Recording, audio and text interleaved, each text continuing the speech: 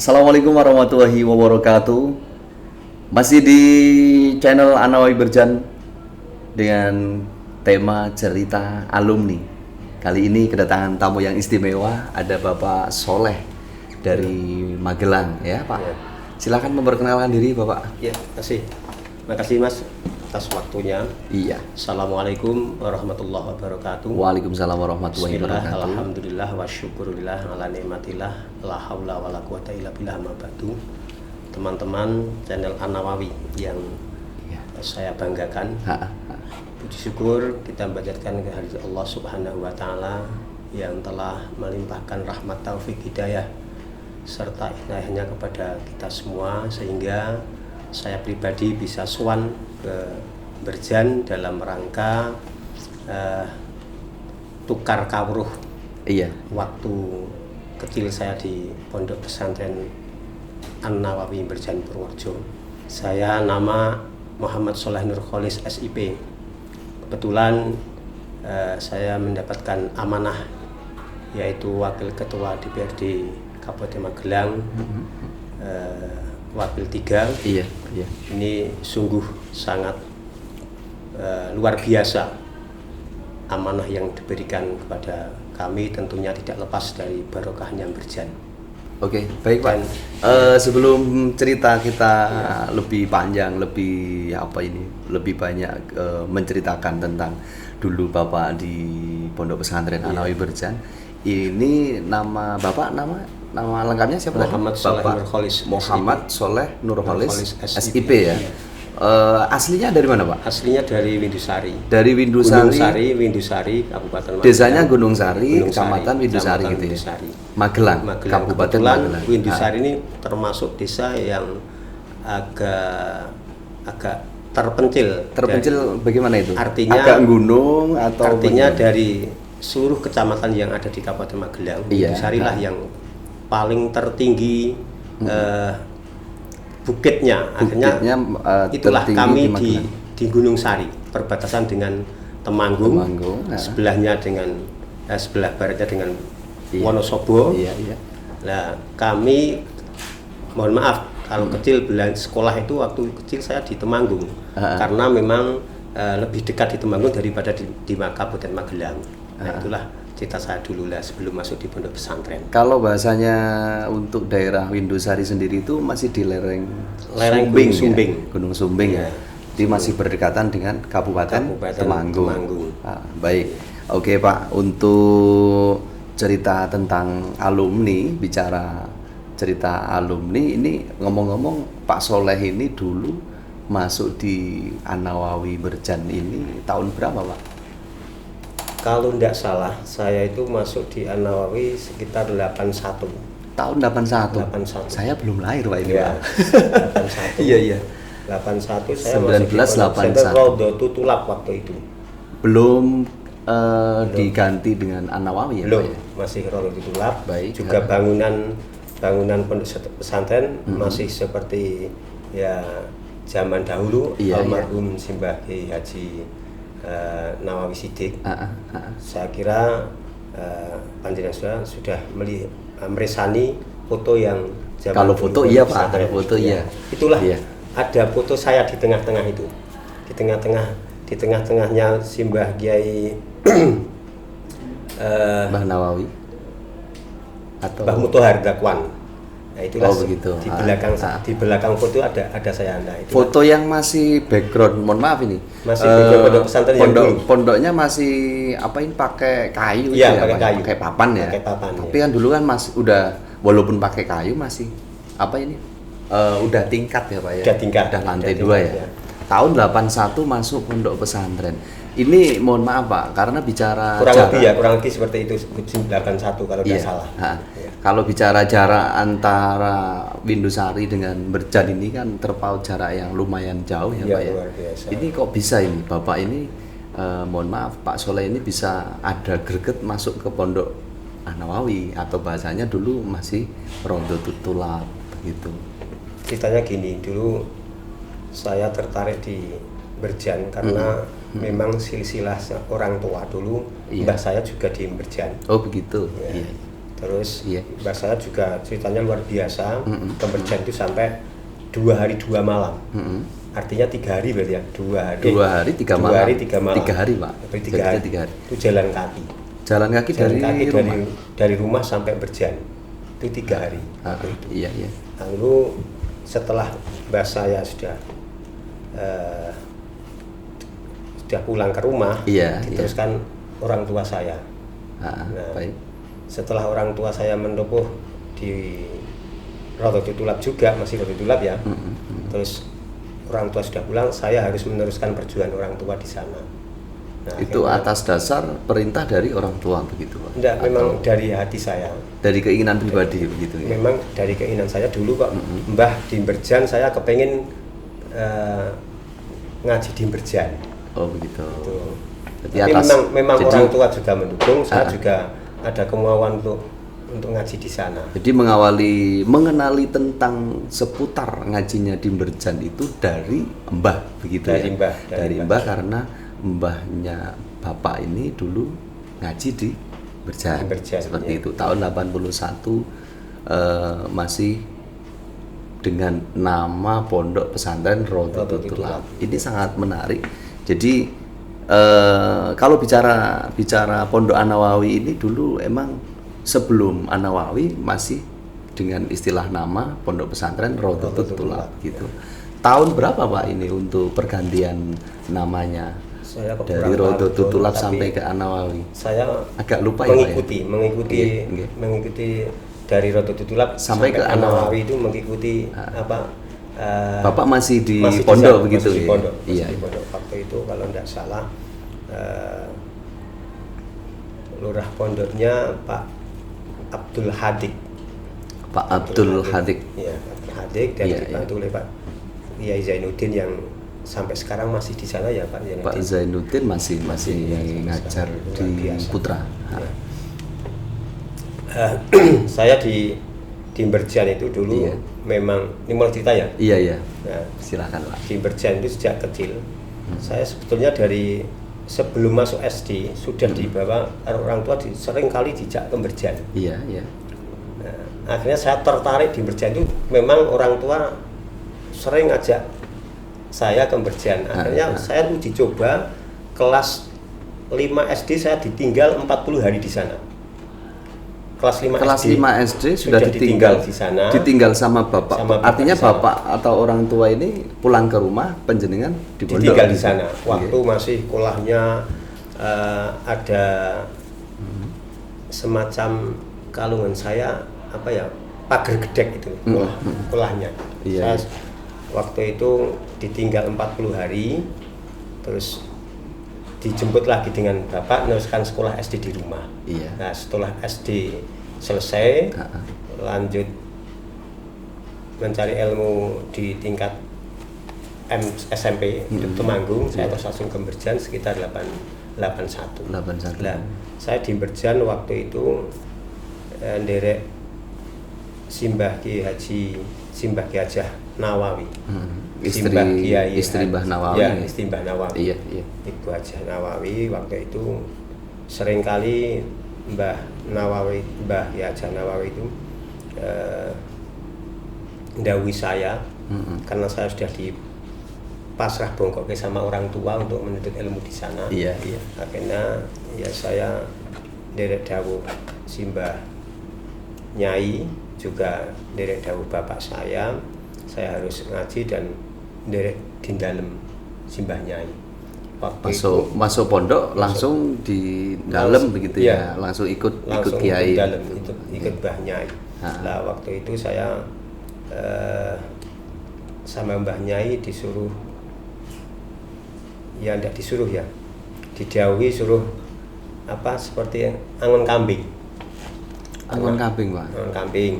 Terus saya ngarit juga, ngarit kambing. Setelah kambing saya angon di sawah, saya sambil mencari rumput bawa pulang.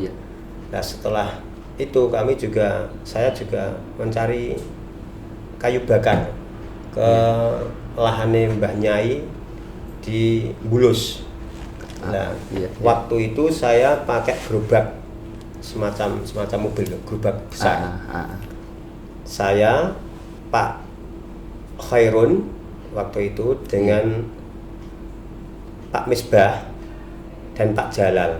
Nah, setelah dapat kayu yang kering-kering, ternyata yang 3 orang Pak Misbah dan teman-teman wis soleh wae sing jaran. Nah, aku tak dorong saka belakang. Nah, dari Mbules itu saya jaran. Jenengan yang di depan. Yang saya di depan jaran. Iya. Nah, sampai dalam mbahnya preso kalau saya itu jaran, tapi teman-teman saya mah pada numpak di atas gitu. Pada numpak di atas. Nah, Mbah Nyai terus duka. Loh, mesake soleh, tapi ndak apa-apa leh. Kowe sesuk dadi jaran nang omah. Nah, gimana itu? Artinya gimana itu? Nah, yang saya pegang ini Mbah Nyai kan pernah ngendika sesuk ora apa-apa kowe sesuk dadi jaran nang omah. Ikhlas ya. Ora usah karo koncone ngeluh. Iya. Jadi posisinya mohon maaf ini dari apa ini kebun yang dimiliki Mbah Nyai di Mbules. Jenengan itu ibaratnya kalau bahasa membawa mobil itu jenengan yang nyopir. Yang nyopir. Ibarat andong saya jarannya. Jenengan jarannya gitu ya. Ibarat andongnya saya jarannya lah. Mbah Nyai ora apa-apa lah. Ora usah ngeluh. Esuk namah ya dadi jaran. Cara andong enggak jaran. Saya pikir-pikir Mbah Nyai itu ngendika ini tidak sembarangan. Jaran itu cara napa to Mbah kok jaran. Ya sesuk dadi wong sing sok nariki wong, maksudnya wong napa ya? Semacam wong dimeloni wong. Nah, itulah jaran. Ini yang jadi pegangan saya di hati dulu. Nah, setelah itu banyak aktivitas saya di pondok pesantren, termasuk saya juga sering ngangon kambing Mbah Nyai, juga cari rumput dan yang terpenting ini kalau ada tamunya Romo Ki Haji Ahmad Khalwani, saya sering menyajikan minuman. Abdi dalem bahasa. Ya, di dalam.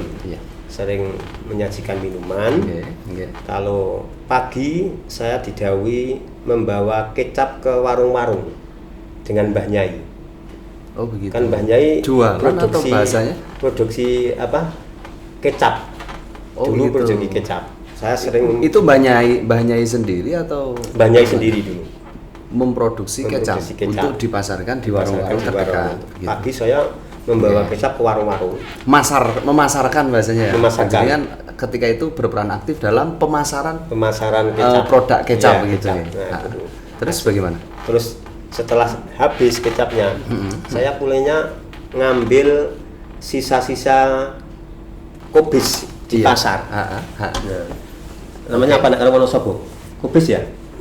Kubis bahasanya ya? Sama-sama. Itu pepel-pepelan yang bagus dijual, terus yang jelek dibuang. Nah, ini saya sering diambil untuk dibawa pulang oleh saya kantongi di kandi. Setelah itu saya ngepit lagi pulang, saya pakai Grameh Mbah Nyai.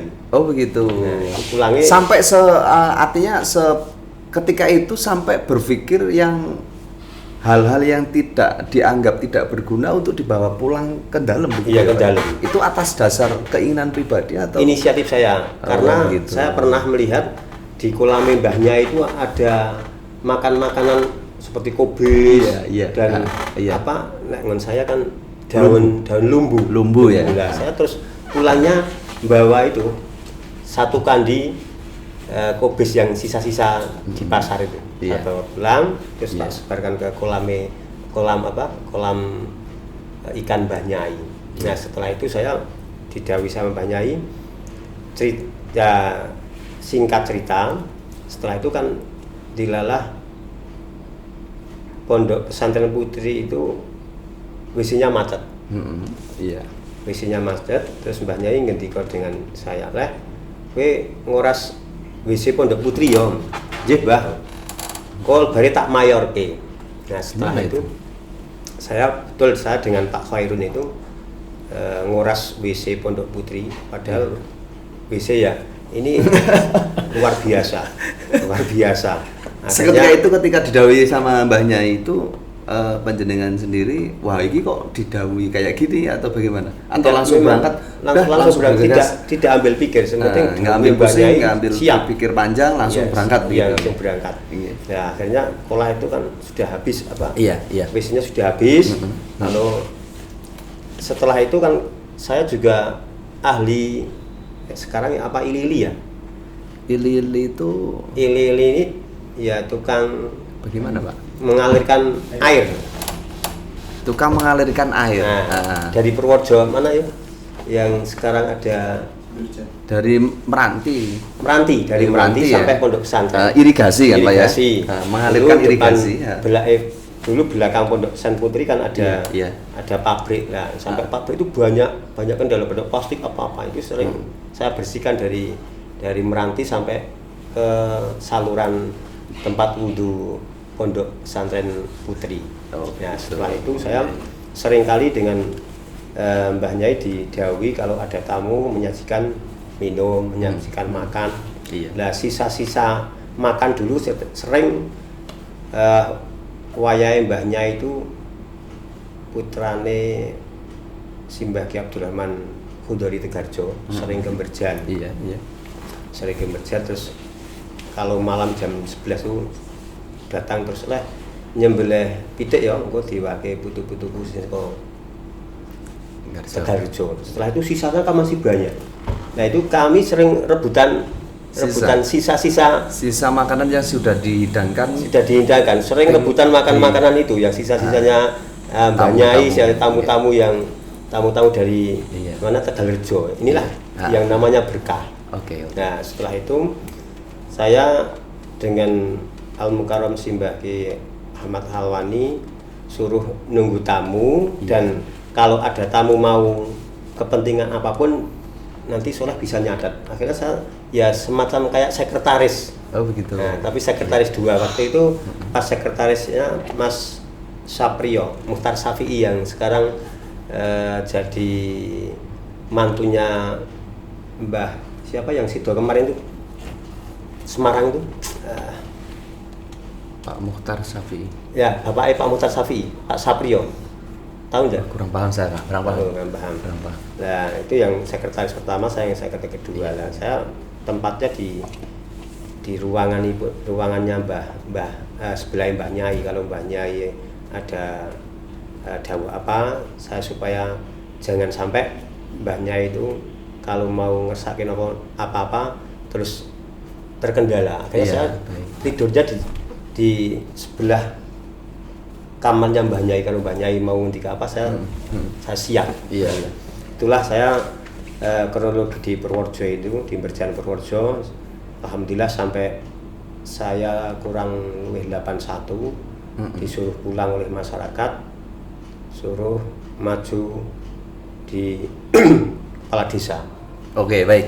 Ya, masih di cerita santri ini sangat menarik ketika bicara sosok Pak Soleh ini dulu masuk di pondok dengan keinginan pribadi sebelum masuk ke pondok harus karantina dulu, artinya uji coba dulu, bukan karantina ya Pak ya. Kalau bicara karantina seolah-olah diasingkan atau bagaimana? Karena keinginan pribadi untuk bagaimana caranya saya bisa mondok di Berjan, begitu ya dulu ya.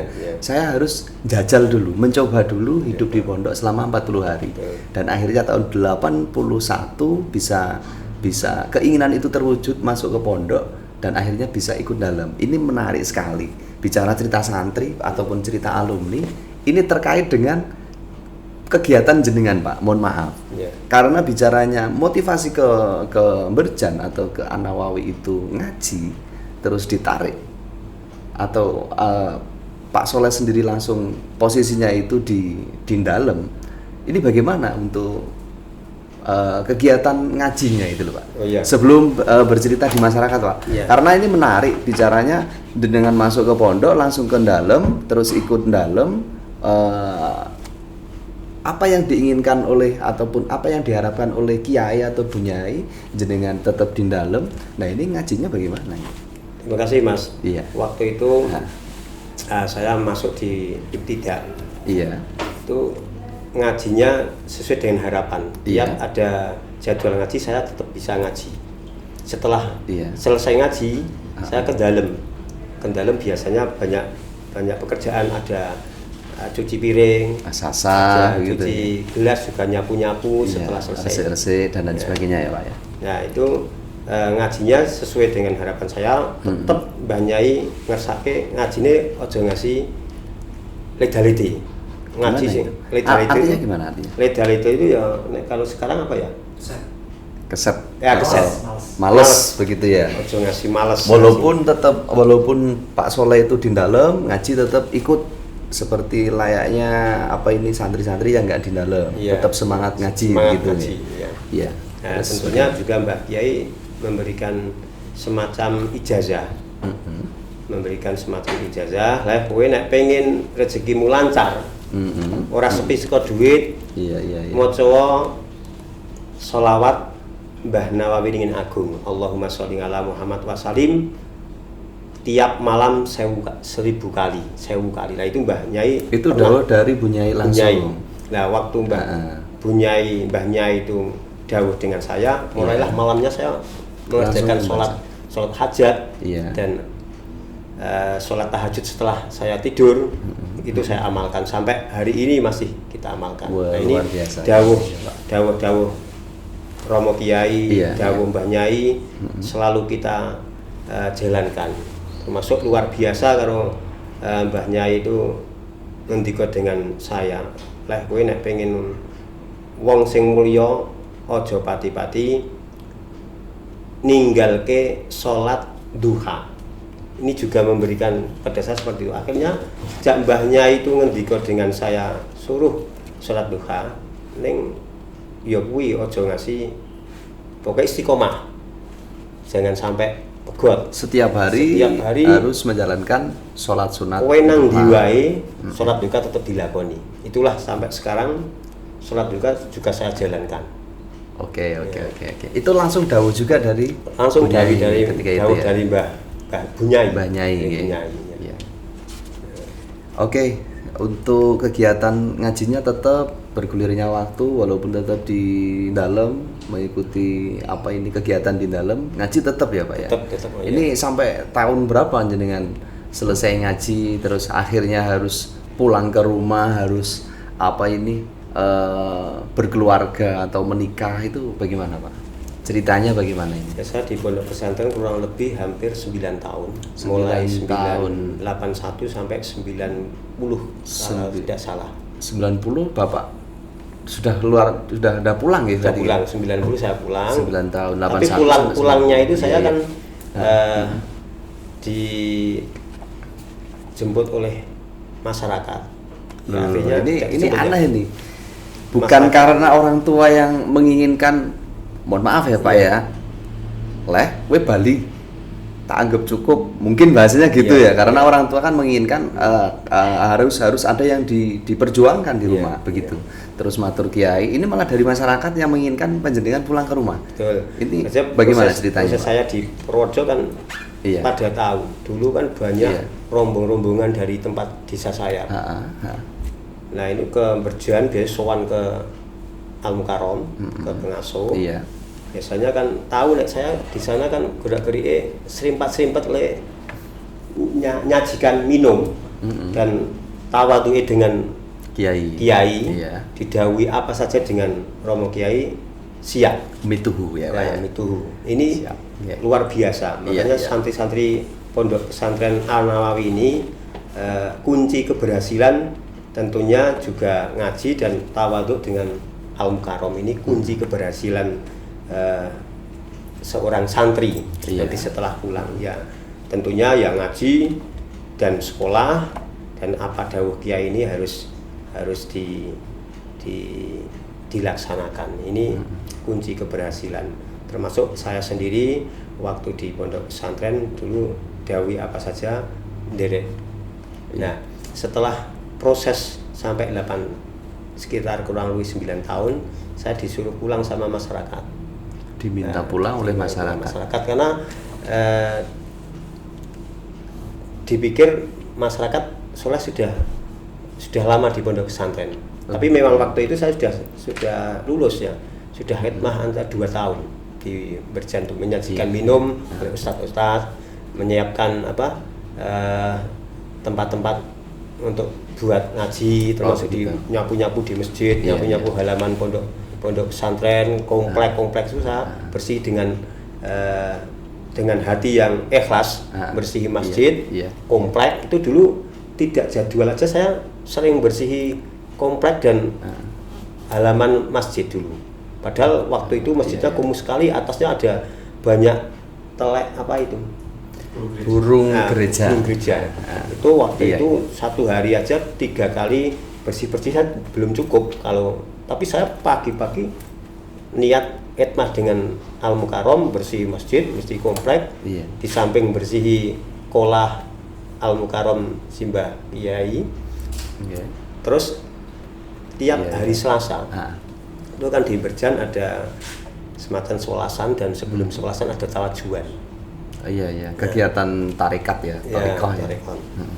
Terus hari Selasa pagi banyak ndawuhi leh kowe ngangsu yo nimbo itu kolah kebai. Artinya pagi-pagi sebelum jamaah tarekoh ke Berjan saya sudah nimbo air, sudah ngisi air sampai penuh. Nah, setelah itu seringkali Mbah Nyai ngendika ya oleh kowe memang apa jenis cah dalem sing mituhu. Ternyata aku kongkon ngebei kolah semulu ya kebei tenan. Nah, sampai saya itu ya tidak habis pikir. Tangan itu merah-merah itu tak salah rasakan. Ini memang demi dawuh Nyai gitu. Khidmah ini paling penting sekali. Setelah proses sampai 8 tahun, saya khidmah 2 tahun di sana. Terus masyarakat kan tahu kalau saya sering menyajikan minum di dalam dekat dengan Al-Mukarram, sering didhawuhi ambil apa saja minuman, baik minuman maupun makanan. Nah, masyarakat saya sering melihat gerak-gerik saya di pondok pesantren dan di dalam Mbah Kiai. Nek soleh kene enak anu geleman kae. Nah, setelah itu kan saya disuruh pulang. Ya, saya jawab sekedap Pak, kalau tak matur Mbah Nyai riyen. Nek Mbah Nyai niku ento nggih ridho, kalau tak wangsul maju lurah. Tapi nek Mbah Nyai mboten pareng nggih nyuwun pangapunten Pak, kula mboten wantun. Nah, diinginkan masyarakat untuk pulang itu karena ada harapan menjadi kepala desa. Terus lanjut ceritanya bagaimana? Lanjut cerita setelah saya matur Mbah Nyai, Mbah Nyai ngendika ya wis nek memang masyarakat pengen bareng-bareng karo kowe, atine kowe khidmah karo masyarakat ya terusno ora apa-apa ning niate ibadah. Ojo niat golek jabatan. Nah, akhirnya saya matur sama Al-Mukarram Romo Ki Haji Ahmad Al-Wali Nawawi, suruh suwan Mbah Mat waktu itu. Mbah Mat Watu Congol. Akhirnya saya hari Selasa suwan Mbah Mat Watu Congol. Mbah Mat juga ngendikake seperti apa yang disampaikan Mbah Nyai. Bagaimana, Pak? Wis ora apa-apa leh nek arep maju lurah ning niate ibadah aja golek pangkat. Nah, atas dasar niat ibadah ya, Pak ya. Niat ibadah. Setelah itu saya disuruh pulang, proses di rumah. Saya memang ini sangat luar biasa. Padahal saya orang tua tidak punya, tapi pengen sekali anaknya ngaji, dan saya juga kemauan pengen ngaji. Setelah saya menempuh ilmu hampir 8 sampai 9 tahun, pulang tahun 1991 saya jadi kepala desa Gunung Sari sampai 2012. Dari 91 sampai 2012. Hampir 20 tahun. 20 tahun. Berapa periode, Pak? 2 periode. Waktu itu kan PP-nya 10 tahun, tidak 8 tahun. Sekarang kan 6 lumayan tahun. Lama ya, Pak ya. Lama. Sampai kalau masyarakat yang bosen sudah sampai ya blenger gitu. Blenger. Tapi masyarakat yang masih senang ya lanjutkan. Masih dilanjut. Jadi pulang dari pondok karena diinginkan oleh masyarakat untuk menjadi kepala desa, jenengan mengabulkan permintaan dari desa atas dasar ridho dari guru ya biasanya ya. Langsung pulang langsung jadi kepala desa. Betul. Terus perjalanan di rumah untuk mengemban tugas sebagai kepala desa, kalau bahasanya di rumah itu atau di desa itu lurah ya Pak ya. Ini bagaimana? Apakah ada perjalanan yang begitu terjal ataupun ini lancar-lancar saja sampai 20 tahun itu? Saya kira lama banget loh Pak. Bagaimana Pak? Ceritanya ini menarik Pak. Setelah saya terpilih jadi kepala desa. Iya. Waktu itu Romo Kiai Ahmad Al Nawawi memberikan ijazah kepada saya. Baik. Leh winar maju lurah, niatnya ibadah seperti apa yang disampaikan Mbah Nyai. Iya. Ojo golek Pangkang. Gitu ya. Iya. Nah, dengan catatan masyarakat kabeh do disuwani. Begitu. Dijalui pendonga, dimintai doa restu lah. Baik. Akhirnya apa yang ngindikake Al Mukarram Romo Kiai Haji Ahmad Al Nawawi saya laksanakan. Baik. Proses pemilihan lancar. Iya. Ternyata saya dapat ranking nomor 1 dari 1.400 jiwa pemilih, dapat 800 yang lain di bawah saya semua. Alhamdulillah. Periode pertama saya juga dengan orang tua dalam rangka untuk apa ya,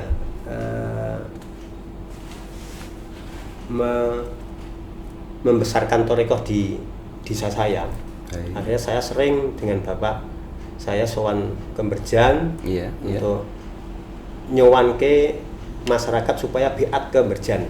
Nek dulu kan nek tidak salah hari Rabu dulu hari Rabu. Kalau sekarang untuk bayarnya itu hari Ahad. Ya, saya sering jadi lurah itu Ahad. membawa masyarakat, saya biatkan ke Berjan.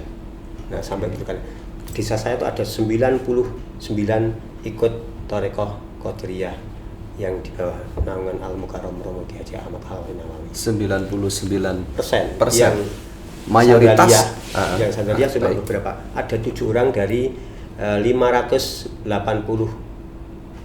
jiwa pemilih. Ini ada 99% yang ikut Thorikoh Berjan. Nah, tiap 1 tahun pasti ngerawati Al Mukarram Romo Kiai dalam rangka untuk menyegarkan jamaah Thorikoh itu. Pengajian umum Gitu ya, Pak ya. Ya. Singkat cerita, setelah itu saya sampai 2012 jadi lurah. SK habis 2012, saya pas jadi lurah itu kan megang termasuk ketua Asosiasi Petani Tembakau Indonesia Kabupaten Magelang, namanya APTI. APTI itu ya, Asosiasi Petani Tembakau Indonesia Kabupaten Magelang. Juga jadi ketua APTI Kecamatan Windusari. Dan Pak Soleh ini menjadi ketuanya atau ketua APTI Kabupaten Magelang. Iya. Ya, juga ketua APTI Kecamatan Windusari. Nah, baik. Sering komunikasi dengan petani. Iya. Sering komunikasi dengan petani.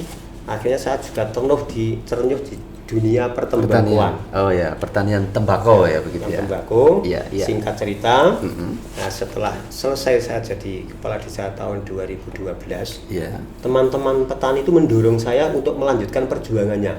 Bagaimana? Harus melanjutkan perjuangan di kepala desa atau? Padahal di kepala desa kan bisa 2 periode tidak boleh. Oh begitu. Akhirnya saya maju di PR lah. Setelah itu saya dapat dorongan dari teman-teman petani tembakau.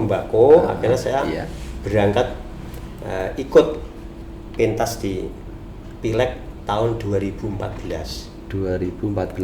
Berhenti menjadi kepala desa 2012. Berhenti 2 tahun berarti Pak ya. Lanjut di legislatif. Gitu. Terus cuma atas dasar motivasi dari petani atau masih ada urusan, mohon maaf ini, ada ridho dari guru atau bagaimana? Karena mohon maaf, dari cerita Bapak dari awal bisa masuk ke pondok itu bahasanya mituhu ya, apa yang didhawuhkan kiai siap untuk dijalankan, siap untuk dilaksanakan. Nah, ketika menjadi kepala desa pun ada ridho dari kiai, siap menjalankan mengemban tugas sampai 2 periode. Terus melanjutkan ke perjuangan mengemban amanah dari masyarakat, memperjuangkan masyarakat lagi ke legislatif. Ini ada campur tangan, mohon maaf, ada ridho dari guru atau Bapak sendiri? Oke Mas, waktu saya jadi lurah juga selalu minta fatwa ya, Al Mukarram, supaya saya dalam menjalankan tugas dan kewajiban jadi kepala desa tidak amburadul atau wal bediwal apa-apa di Sakarpe dhewe begitu ya. Tapi saya sering kali sowan ke Al Mukarrom, sering kali ke Watu Congol, ke Berjan dalam rangka untuk pribadi saya supaya kuat. Ada amanah yang luar biasa yang diberikan kepada saya selama menjabat kepala desa. Seringkali saya mengadakan kegiatan yang semacam ziarah ke Berjan, Watu Congol, sering masyarakat saya ajak. Waktu saya jadi kepala desa memang desa saya itu 99% ikut Thariqah Berjan, akhirnya tiap tahun juga mengadakan seperti ziarah kubur. Ini tidak lepas dari ridho dan lepas dari Berjan. Barokah dari Berjan. Barokah. Saya jadi kepala desa hampir 20 tahun, juga barokah Berjan. Kalau saya itu tidak mondok di Berjan, saya kira saya tidak tercium harum oleh masyarakat yang dan tidak seperti itu. Tidak bisa duduk di kursi yang seperti ini ya Pak. Duduk di kursi seperti ini, duduk di mana di kepala desa kan tidak bisa kalau tidak barokahnya Berjan. Setelah tahun 2012 saya berhenti, SK-nya turun, pemberhentian kepala desa, saya didorong oleh petani, tentunya juga melanjutkan perjuangan yang belum selesai di kecamatan, termasuk perjuangan petani tembakau yang di Kecamatan Indusari kan butuh motivasi dari kabupaten juga, dari pusat juga. Waktu itu ada perpres berapa itu saya lupa, yang mengatur tentang pertembakauan, bahwa tembakau ini mau dikurang-kurangi terus. Akhirnya saya suruh memperjuangkan para petani tembakau, tentunya juga pembangunan yang ada di Kecamatan Windusari. Akhirnya saya juga sowan lagi ke Berjan, minta restu dan minta ridho, kira-kira Al Mukarrom ridho tidak terasa, Mbah Kiai Ahmad Alwani juga meridhoi, tapi dengan catatan juga niat ibadah. Nah ini yang didasari niat ibadah lagi. Nah sampai 2014 kami dinyatakan dapat SK wakil DPR, dapat SK anggota DPRD Kabupaten Magelang 2014 sampai 2019. 2014 sampai nyalon legislatif akhirnya bisa jadi DPR sampai 2019. Ini sangat luar biasa karena Allah memberikan dengan saya ini sudah lebih wis ngadi rasanya saya itu wong desa, orang anaknya orang tidak punya nang Berjan derek, tapi dengan barokahnya Berjan ini luar biasa.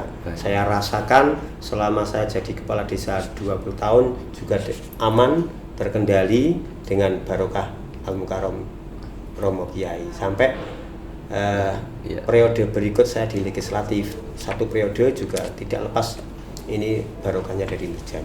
Akhirnya 2019 saya maju lagi, alhamdulillah juga barokahnya Berjan, apa yang diberikan kepada saya termasuk ijazah-ijazah Al Mukarrom juga saya laksanakan untuk periode selanjutnya. Alhamdulillah periode selanjutnya juga diridhoi oleh Allah sampai duduk yang kedua.